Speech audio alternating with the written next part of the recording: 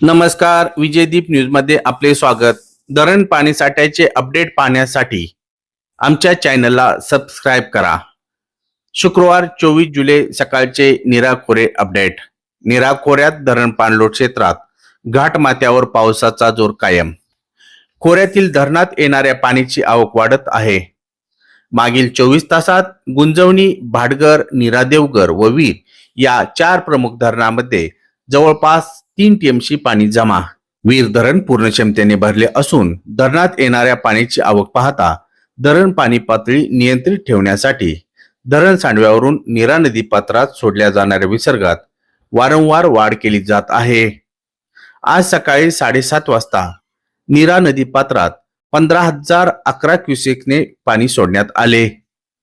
नीरा खोरे अहवालानुसार गुंजवणी, भाटघर, नीरा देवघर व वीर या धरणातील एकूण उपयुक्त पाणी साठा 37.91 टीएमसी झाला. तर सर्व धरणाची सरासरी टक्केवारी 78.44% पोहोचली.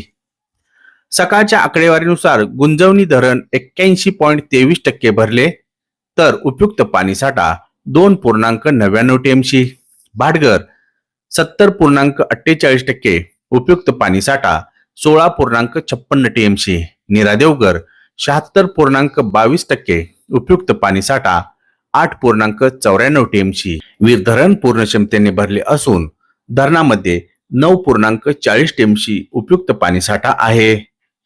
वीर धरणामधून नीरा नदी पात्रात 15,011 क्युसेक विसर्ग सुरू असून नीरा उजवा कालव्यातून 1550 क्युसेक तर डाव्या कालव्यातून 827 क्युसेक पाणी सोडले जात आहे.